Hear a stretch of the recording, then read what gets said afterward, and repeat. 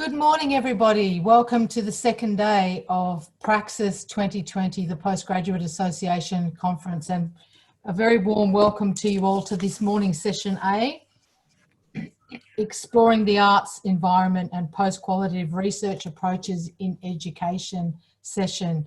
I'd like to ask you all to please mute yourselves, and I can see that most of you have your cameras turned off. Just before we begin, there's going to be a question time for everybody to actually turn their cameras on and ask questions directly, which is a really nice way to engage. And if you have any further questions, can you please write them in the sub-session for each speaker, because then they can go back and access them and answer them in the Hoover platform. So that's a really good way for further questions that you might have and for just continuing to engage with each other. So I'd like to get started, and I'd very much like to warmly welcome Maia Osborn and her presentation, Listening to Environmentally Conscious Teachers today. Thank you, Maia. Take it away. Thank you. So as you can see from my first slide, my research explores listening to environmentally conscious teachers and their environmental education practice in primary schools. I would first like to acknowledge the traditional owners of country throughout Australia and the Arakwal traditional owners of the Bundjalung Nation from where I'm presenting today. I recognise their continuing connection to land, waters and culture, and I pay my respects to their elders past, present and emerging. And I really, really mean that. Aboriginal and Torres Strait Islander histories and cultures really should underpin our teaching and learning efforts, and I hope that through my research findings you'll see that was a really important theme and finding of my research. So today I will be giving a little bit of background to my research, sharing some of those central findings and particularly looking at pedagogies and community partnerships. So my passion for environmental education was inspired by a very simple and sustainable childhood on 500 acres of bush, a couple of hours inland from Byron. However, despite my passion, as an early career researcher, I felt quite ill prepared to embrace environmental education confidently in the classroom. And I was really determined to learn more about how to support children to navigate these uncertain and challenging times we find ourselves in.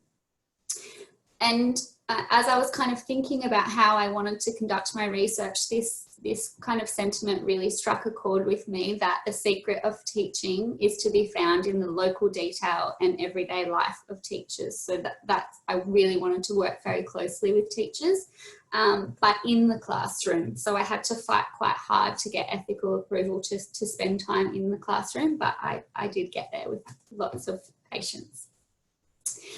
So my PhD in a nutshell explored teachers' significant life experiences and their environmental philosophies, their environmental education pedagogies and practices, their engagement or not with community partnerships, and really looking at practical wisdom that these teachers who had a great deal of experience could share with us to inform environmental education theory and practice.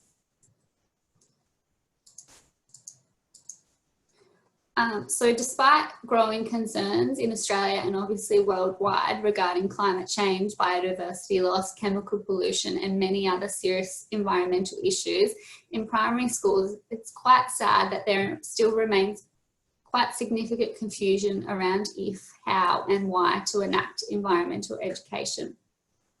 And this really concerned me because children are not only inheriting future environmental concerns, but they're also forced to deal with and witness these concerns in the present. And I think the bushfires of late were a prime example of this.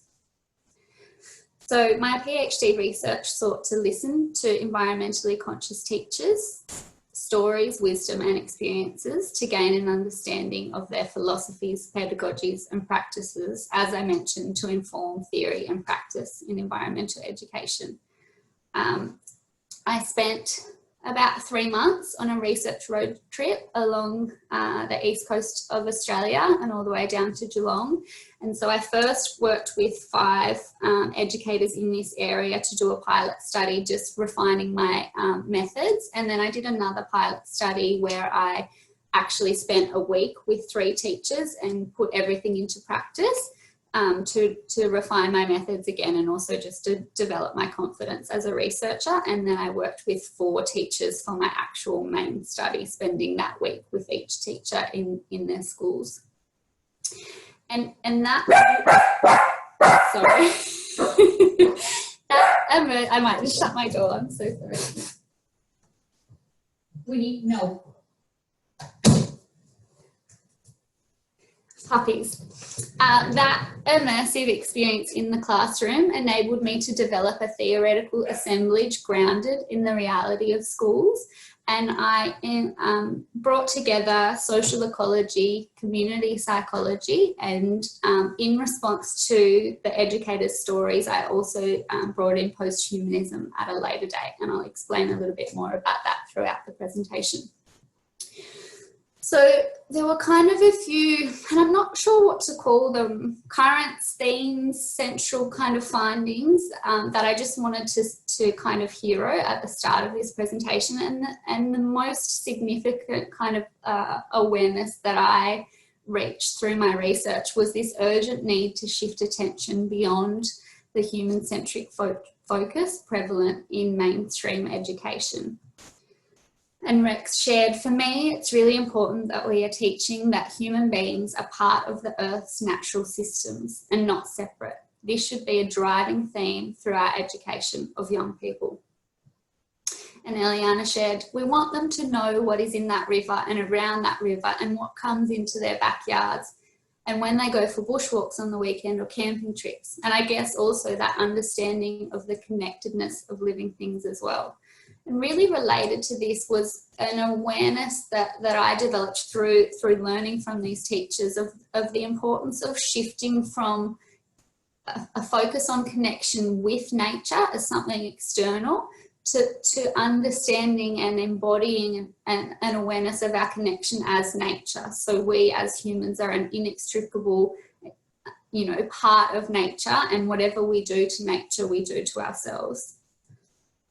And I also learnt a great deal about the importance of embracing Aboriginal and Torres Strait Islander histories, cultures, ways of knowing and being as really foundational to environmental education. So I'll now talk briefly about the pedagogical approaches that emerged and were obvious through their practices, and hopefully you'll kind of see evidence of those kind of central findings throughout these pedagogical approaches. So the opportunities to move beyond the human-centric focus of education and really embracing Aboriginal and Torres Strait Islander histories and cultures.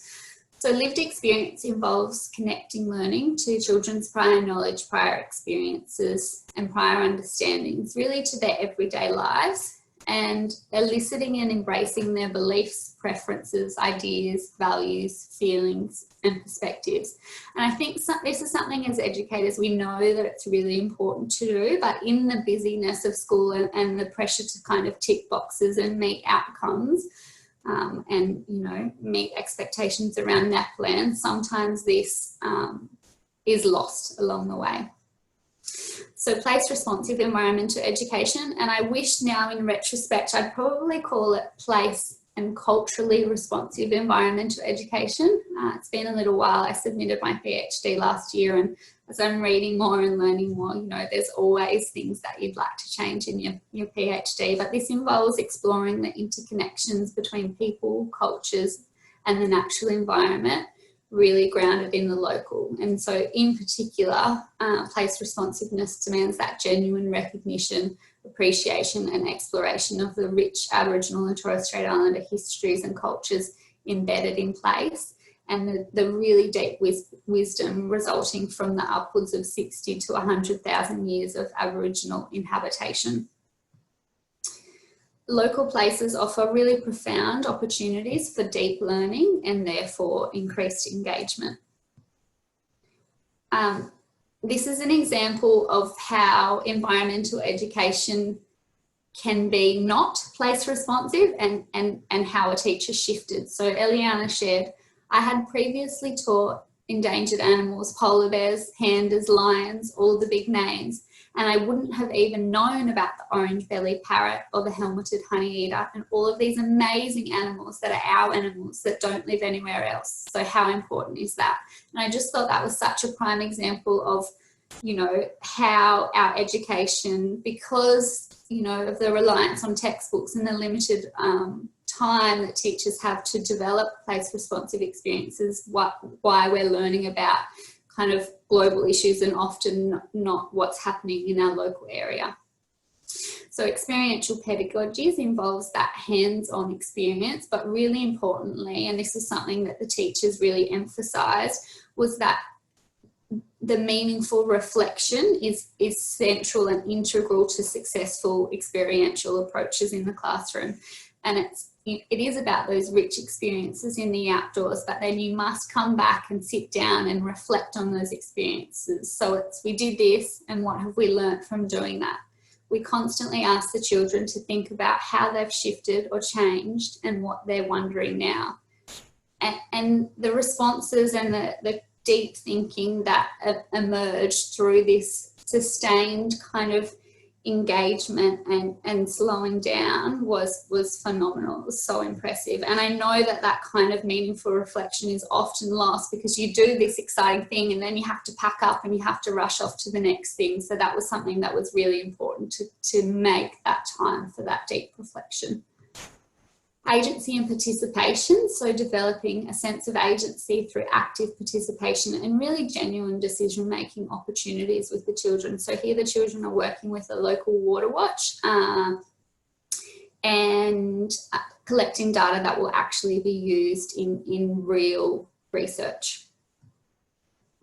Because these opportunities for children to take action and enact meaningful change increases their confidence, their belief in their ability to make a difference, and therefore their resilience. So it's things like local conservation, being involved in the Green Dream team or other environmental organisations in schools. One school had 17 worm farms lined up against one classroom, so they obviously had an abundance of worm juice, and they decided to start selling it to parents and grandparents, and then they used that money that they made to buy more things for the garden. So there's just an unlimited opportunity for children to develop their agency and really actively participate in their local communities. Stories and storytelling emerged as really central. And Rex was very skilled at this, and he shared, storytelling is a thread that ties things together. I am always on the lookout for interesting stories to share with the children. He shared some... 3 minutes, Maya. 3 minutes? Yep, okay. Rex shared, the best way to get young people thinking about nature is to provide them with heaps of interesting stories about the living things around them. And there is a difference between banging away about the facts and telling stories. And what is so central is seeking out local Aboriginal stories and engaging with local community members to share those stories. Inquiry-based learning was another common approach, which involves tuning into students' thinking, finding out, sorting out, going further, synthesising and reflecting, acting and applying. And Eliana shared, inquiry learning is at the heart of any environmental education, and it's actually at the heart of teaching, or it needs to be. We need to release that power and give the kids the opportunities to do the hard thinking and working through, rather than just saying this is what you need to know. It's about creating parameters and guidelines, but also keeping it relevant and focused and giving them those opportunities to problem find, problem solve, but have success at the end of it too. Arts-based environmental education was another approach, and this was really powerful. We went on quite a long bushwalk, and then Audrey asked the children to create a map of the walk, and then she went around and videoed.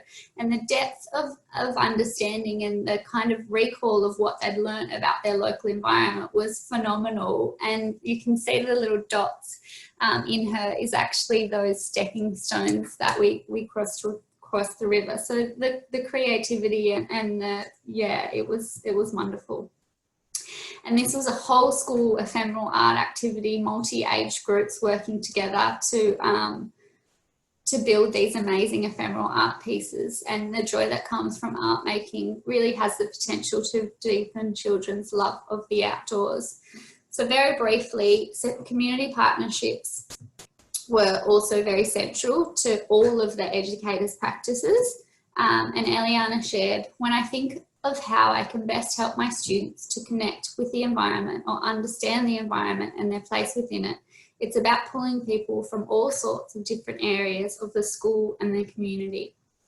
It becomes this web of experiences and people who are helping to just make that journey a whole lot richer. And it makes sense because there's so many experts in our local community that are just bursting to share their knowledge and experience, particularly with children. And so it's such an incredible opportunity in environmental education to enrich the learning. So these are just a few examples of community partnerships, maybe beyond your kind of common comprehension of what a community partnership might look like. So partnerships with local universities, accessing scientists, environmentalists, ecologists, and also their outdoor learning spaces and facilities. Here's an Aboriginal education consultant sharing stories of country. Partnerships with the local community garden. Visits to the tip, so the waste transfer facility. This is a year 8 student obsessed with frogs, and so this is a kind of a kids teaching kids model that was really powerful. A local community garden manager doing professional learning with teachers around composting and worm farms. Partnerships with parents and friends of the school garden enable working bees to support garden maintenance, and this was a phenomenal garden that sprawled, you know, hundreds of meters. And this was a partnership with an expressionist landscape painter, exploring the impacts of population growth on local communities and environments. So there are challenges, of course, to community partnerships: time, resources, skills to navigate the logistics and locating partners. But one quote struck with me. An educator said, yes, there are barriers, but I've never found them prohibitive. Audrey shared, you've got to remember that it saves you time in the long run too. You've got to get it in your head that it's worth the effort. So I hope that these words from Rex kind of serve as encouragement to anyone that might have the opportunity to teach environmental education in the future, particularly embracing community partnerships. At some point I worked out that all you need to do is pick up the phone and you can make all sorts of interesting contacts that will last the program forever or as long as you want. It's really easy, and there are a lot of people out there who want to share what they're doing. Some final tips. Develop our understandings of interconnectedness with country, animals and plants. Develop a sense of place and an awareness of local cultures. Take an interdisciplinary approach, work with community members and organisations, and involve children in planning and decision making. Don't get overcome by the enormity of it and the disastrous direction that we're heading. Just work out what you can do and what you can empower your kids to do. Thank you. Wonderful. Thank you very much, Maia. It's so interesting and so surprising and amazing to hear you say that you found that there wasn't a lot of environmental education going on out there in the world. Yeah, so that was kind of in my small kind of insular experience as a classroom teacher, as a casual classroom teacher at a few local schools. But yeah, obviously there are, and more there are amazing things happening, but yeah, I was definitely shocked at my kind of initial teacher experience. So I'm going to ask a question and then I'm going to open the floor for other direct questions. So it sounds like that there could be more happening. Do you think there's more evolving as time's going by? Is it beginning to emerge? I think that there definitely is more happening. It kind of goes in ebbs and flows a little bit in response to funding and in response to kind of policy and that kind of thing. I think parents can have a really big impact on the level and the kind of depth and richness of environmental education in schools. But I also think that the danger is that it is limited to waste audits and recycling and those kind of traditional surface level explorations. And I think that the kind of realisation of the importance of understanding our inextricable entanglement and interconnectedness with nature is where we really need to be kind of pushing forward environmental education in schools. Yeah, thank you. Yes, I completely agree with your perspective. Any questions for Maia from the floor, please? There's a couple in the questions here, so if nobody has a direct question, I'll ask the ones that are in the question list. Okay, there's a question here from Emma. She says, great work, Maia. How do you see the findings, themes, currents of your PhD being brought to the mainstream classroom, for example, partnerships with some local public schools? Yeah, Lisa's nodding her head because she keeps telling me I need to write a book. And it was always my intention to develop some professional learning opportunities and reach out to local schools and kind of spread the reach of my findings from there. I didn't intend on getting a very busy postdoctoral position like 2 weeks after finishing my PhD, which was amazing, and I'm very grateful for it. So yeah, there's lots more to do, publishing as well, but I definitely, when things take a, I can take my foot off the pedal a little bit, I'm really looking forward to getting my research findings out into schools. And I think initially that will be, reaching out and seeing what's happening in local schools, possibly sharing some professional learning, and yeah, getting it out there that way as a start. Wonderful. And Emma. And a question from Nate. Really appreciated your presentation, Maia. How do you see these steps shaping curriculum?